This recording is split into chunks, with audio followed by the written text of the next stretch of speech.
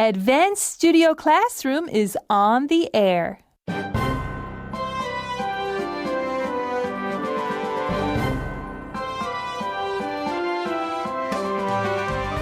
Join us today as we discuss how to prepare well for college life.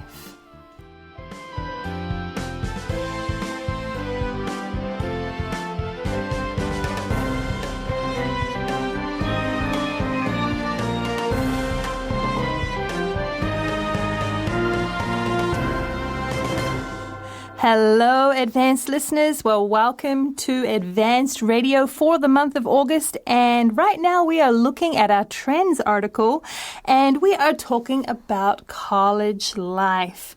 And with me today, I have two great panelists joining me in the studio. And to my right, I have Brandon. Hello, everyone. Great to be here. I love talking about my college life, so I'm excited to be here. Did you enjoy your college life, Brandon? I did. I enjoyed it very much. I went from being, very shy in high school to going to college where I met many new friends, and it was great. Good. Loved it. Okay, I'm looking forward to hearing more about that. And then to my left, I have Linda, and I'm very happy to be here to discuss this article. We're happy to have you here because I have taken two kids to college. Yeah, I was going to say. And left them. We need the parents' perspective in this article today because on our first day we will be talking about that. And so I'm really happy, Linda, that you can join us today and share your perspective with us and with our listeners as well. A lot of good advice, I'm sure. Well, in our deck, we learned how you can prepare wisely for this major event. Brandon, would you agree that it is a major event? It is. It's a huge event. You are just changing your total, circumstances, really. You're going from, school, high school to college. And for me, at least, I went away to college. So I was like 12 hours away. And so that was just a very different experience. Wow. Yeah, it makes me think about, I hear from different parents that there are certain major events throughout a child's life.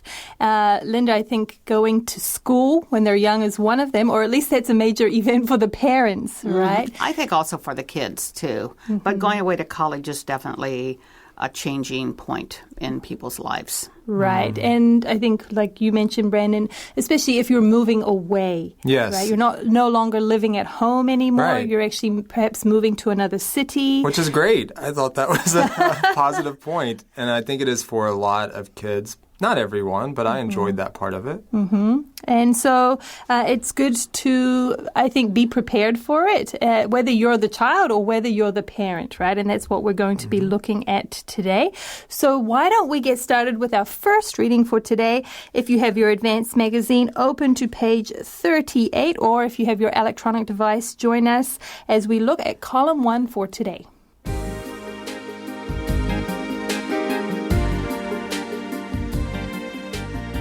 College life. Learn how you can prepare wisely for this major event. Countdown to college. Don't be fooled by these common college myths. Gaining admission to some of the most elite colleges is remarkably more competitive today than it was 20 or 30 years ago.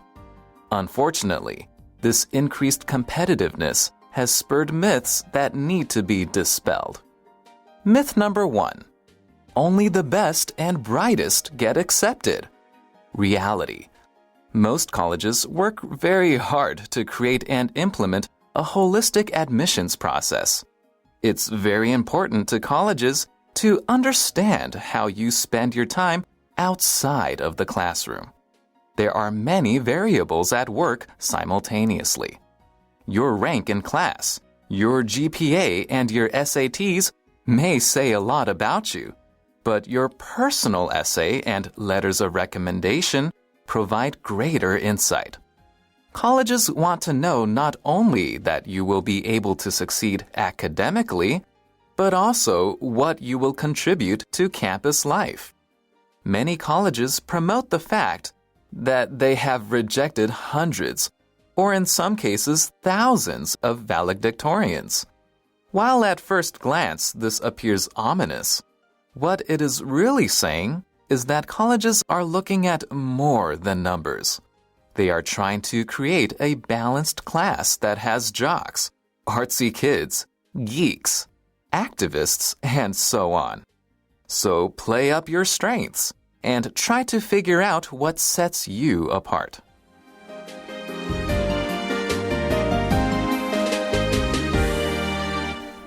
Well, advanced listeners, we are looking at college life. And especially today, we are going to be looking at some myths that have come about. Now, first of all, Brandon, what is a myth? Well, it's something that's not true. Right. It's something that people often think is true. There's a show that some of our listeners might be familiar with called Mythbusters, and they do experiments to see if something is really true or not. It's kind of a fun show, and sometimes, I guess, things turn out to be, true, and sometimes things aren't, right? Right. And so, but a myth is something that is not true. Now, how do myths come about, Linda? Oh, I think people just start talking and then they make it into fact. Right. And maybe one person had some kind of feeling about something and they've now, said that was their experience. You can embellish on it. And embellish just means say a little bit more about it and make it sound more dramatic than it was. And then people start talking about it. And pretty soon that's the way it is. Right. Period. Right. And it may become very common throughout society and people accept it as a truth, but in fact it's a myth, right? Well, we're going to be talking about some that relate to college life. In fact, we see at the top, it says Countdown to College, which is the name of this column that is in this paper. And the title is Don't Be Fooled by These Common College Myths.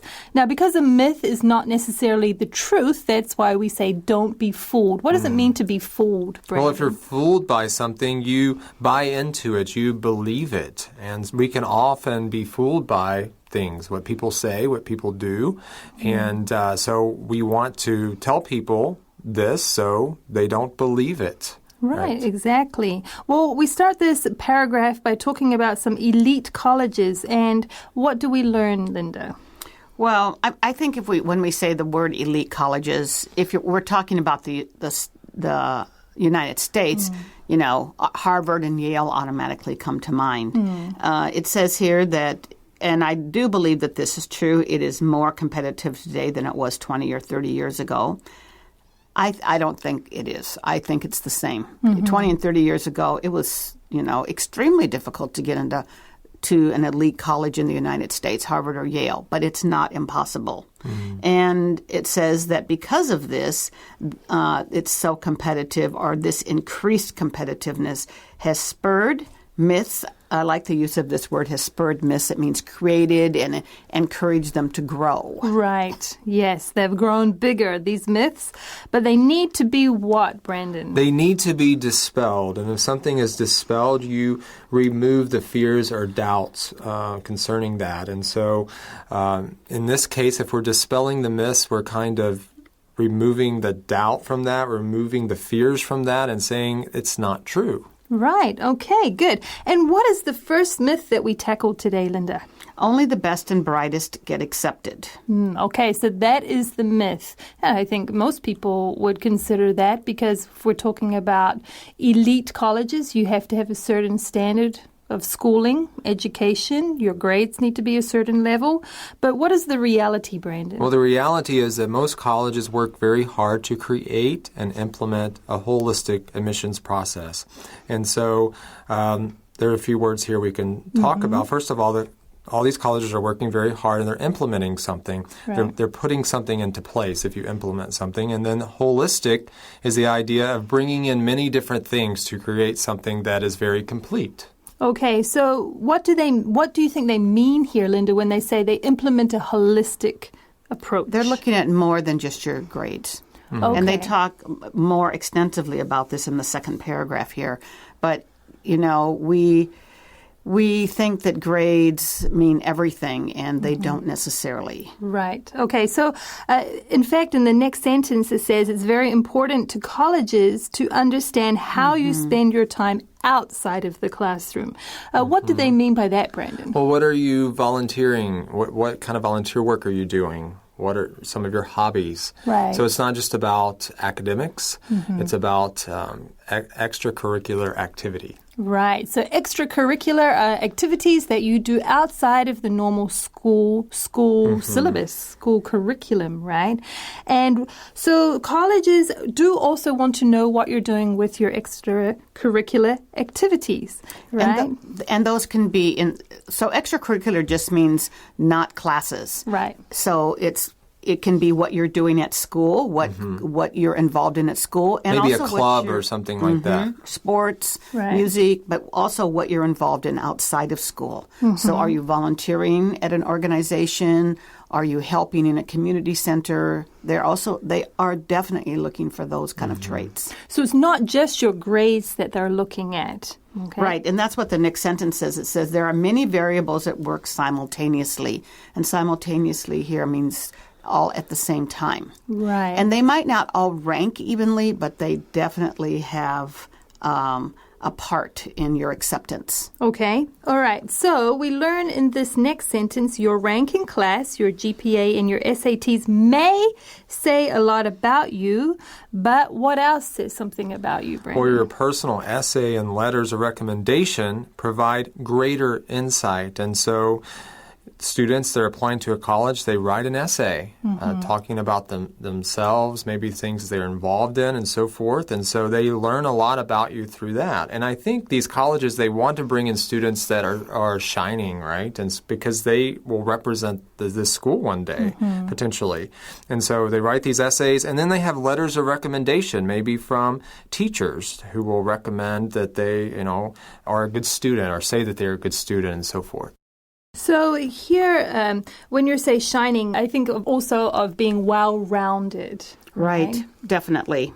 And also, we should take a look here at GPA. It just means your grade point average, so don't be put off by that. And your SATs, and that's the Scholastic Aptitude Test that most American high school students take. And that's just an assessment test of your general knowledge. But I do want to say regarding this that I'll just use my own example because that's why I'm here. My son went to Northwestern University in Chicago, and I remember when we went to look at the school, we went on a college tour when he was a junior, and they had all of these students in the room before we went on a tour of the school, and they were giving this talk, and the guy said, every one of you in here basically is the same. You wouldn't be here if you weren't. You basically have great GPAs. You're probably at the tops of your class. You're going to do well on your SATs. Your defining factor for whether or not you get in is your essay. Okay. Very, very telling. And then he said that's what differentiates you from everybody else is your essay. And then I had a friend who worked in an admissions office for a university, and if they don't like the first paragraph, they don't read the rest of it. Yeah, they have to read a lot, right? So yeah, they the have first to read paragraph a lot. So doesn't draw you in. You really have to know, kind of plan what you're saying. And it's not just one essay. I think for several schools he applied for, I know for two schools he applied to, he had to write like 3 essays on different topics for each one. Interesting. Oh, so they give you the topics you need to they write give about. you, yes. Like I remember one that he had to write on was what do you have to bring to school?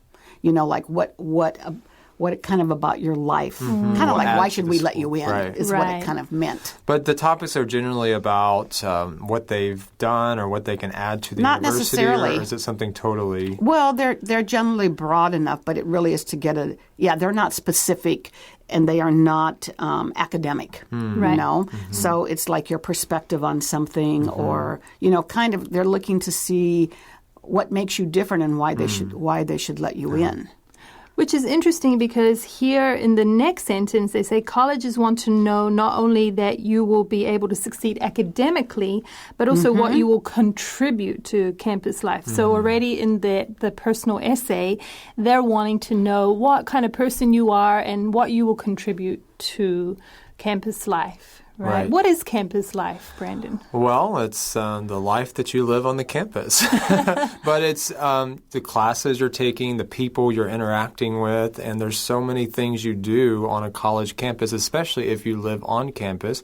There are many activities that you can join, or maybe clubs or organizations, and there's a lot of things you can do. Right. So it's its own community. Right. Basically, it is. Okay. Well, so just as Linda was sharing about this admissions officer, many colleges promote the fact that they have rejected hundreds or in some cases thousands of valedictorians. What is a valedictorian, Linda? Well, a valedictorian is when you're graduating from high school, in each class, there is a valedictorian, and that is a high school student with the highest grades in that graduating class. And so at the high school graduation ceremony, they make a speech. Right. Okay, so this person is known for their good grades. That's right. They have the best grades of that year in the school. And so you would think that they would do pretty well getting into a college. But because it's not just about your grades, but also what you can contribute to campus life, that is why many valedictorians have been rejected. Right. So maybe, they have done a great job academically, but maybe they haven't done as much outside of that, and so maybe that's why they were rejected. Right, and so when we think about that, we think, wow, that's not so good, right? That's why the next sentence is, while at first glance, so when we first hear this or first see this, it appears ominous. Now, ominous meaning something very unpleasant, right? That doesn't sound good. But what this is really saying is that colleges are looking at more than numbers, more than your grades. What are they trying to do, Linda? Well, they want a balanced class.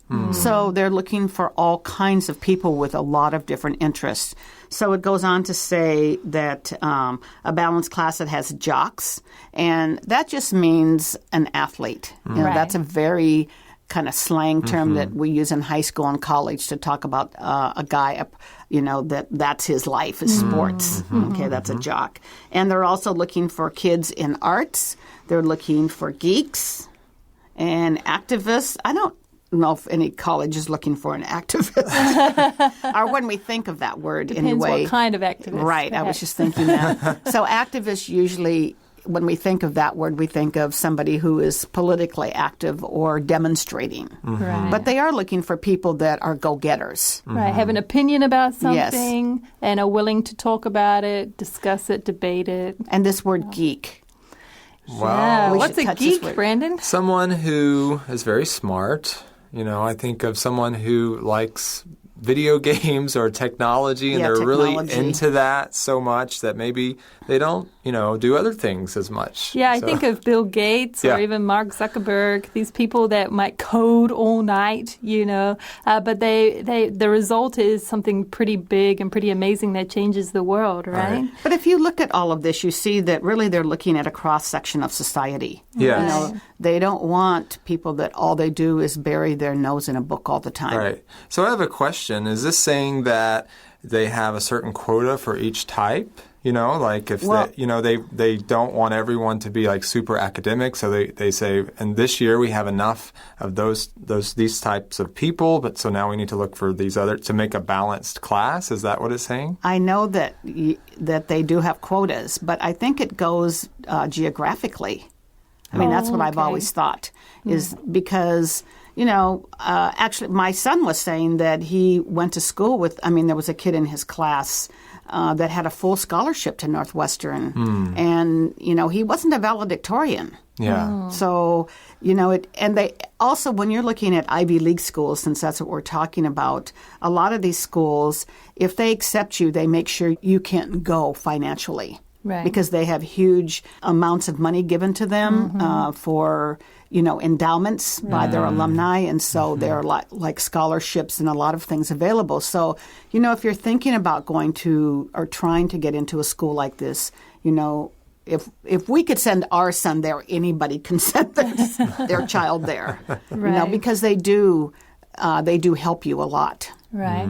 Well, this is all very good to remember when wanting to apply to some of these colleges. So it says in the last sentence, play up your strengths and try to figure out what sets you apart. Now, when we say play up something or play something up, we're talking about emphasizing that particular quality so that people are aware of it. People are known, they're known about it. And so it also sets you apart. It makes you unique, right? Like Linda was saying, when this admissions officer first reads the personal essays within the first paragraph, you want to capture their attention. Right. So this is something very important to remember. But we still have another myth to tackle, so let's look at myth number 2.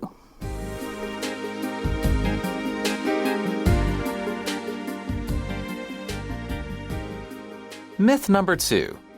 If you haven't heard of a college, it can't be very good.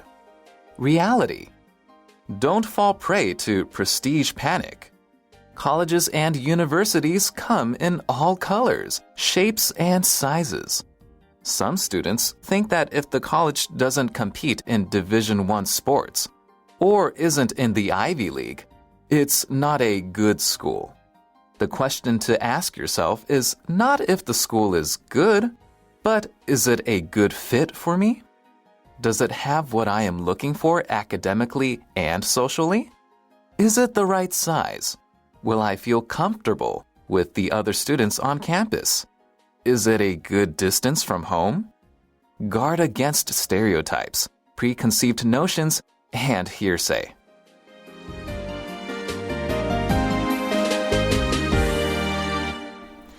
All right, listeners, we are looking at college life just during the month of August, and we've been talking about different myths or tackling different myths that have come about. The first myth we talked about is that only the brightest and best get accepted into these elite colleges. In fact, what did we learn, Brandon? Well, we learned that that is a myth. The reality is colleges are working for a balanced class and balanced approach. Right. We're wanting to see people that are able to contribute to campus life. So a mixed personalities, mixed strengths that you can bring onto the campus, right? Now, we look at myth number 2. And what is myth number 2, Linda?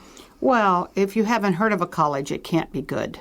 Wow, yeah. This is something, again, we've been talking about Ivy League colleges. We know the names of those, and many people aspire to go to these colleges, right? But what are we talking about here, Brandon? It's first of all, I think in the U.S. there are so many universities and colleges. So, just because you haven't heard of it doesn't mean it's not going to be good necessarily. And, if they have good professors and so forth, that you'll probably be fine. So I think the most important thing is it good in the area that you want to study? Right. Because I've had when I was teaching in a classroom, some students were going abroad to study, and they would come and ask me about a school that I'd never heard of. Right. But, when you looked at it, and I would ask them about it, it's because they are prestigious, not even prestigious, but in their field, in that particular field. And, not everybody knows everything about all of the universities. Right. Right. Yeah. That's good to remember. You just want to make sure that it's accredited and, look at the reviews from people that have gone there and find out really what the program is really about. That is the most important thing.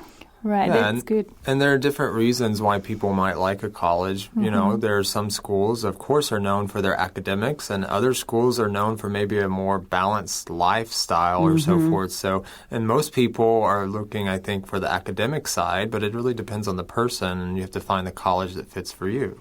Right, and in fact, that's what we say here in the first sentence. Don't fall prey to prestige panic. And what does it mean to fall prey to something, Brandon? Well, we talked about don't be fooled at the beginning here. It's kind of similar to that. If you fall prey to something, you buy into it. You believe it. And so if you fall prey to prestige panic, that means you will also, become full of anxiety as a result of something. Right. For example, you feel you can only go to Harvard or Yale, and if you don't get in there, your life is over. right? Yeah. But in fact, what do we learn, Linda? Colleges and universities do what? Well, there's a college and university that will fit everybody. And it says here they come in all colors, shapes, and sizes, which just means that they're very diverse. So you need to find one that will fit you. And and I think that this is true. If some people think that if the college doesn't compete in Division I sports, that's the top sports layer in college sports, Division I, or isn't in the Ivy League, it's not a good school. That is not really true. Right.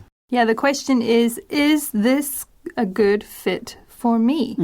And when we think about good fit, what are the questions we think about, Brandon? Well, does it have what I am looking for academically and socially? Okay, so can you check those boxes off? If I go here, I will learn what I need to learn, and I will, academically speaking, and then socially. Can I get involved on campus? Is it the right size? Am I comfortable there with how many students are there?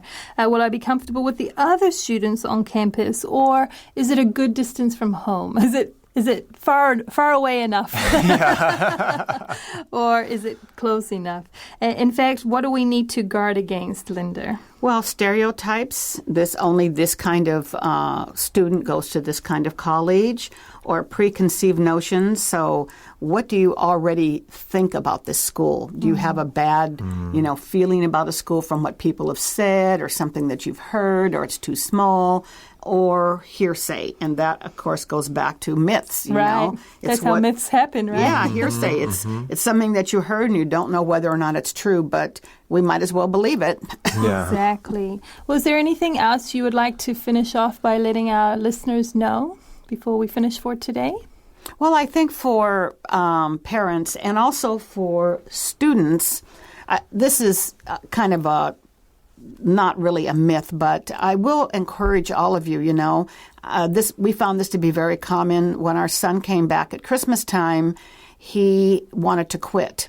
And he didn't like school, and we encouraged him to maybe think about just staying one more quarter or one more semester. And then he started talking to his other friends that had come back also from their universities, and a lot of them felt the same way because it's not easy. It's a whole different lifestyle change. And you really, if they're growing up here and they're going abroad to study, it's a long way from home. Right. So, you just need to encourage them maybe to work through just to stick with it for a little bit longer, and not just to quit at the first, sign of discouragement. Yeah. Right. And the second semester, he totally turned around and he finished school there and loved it. Adjustment is not easy. Yeah, it takes time. So I think try it at least for a year to stay in that one college, unless there's some big reason you shouldn't. Right. Well, that's some great advice. Thank you, Linda. And listeners, please join us again tomorrow as we continue this college life article. But this is Amanda, Brandon, and Linda saying goodbye for now. Goodbye. Goodbye.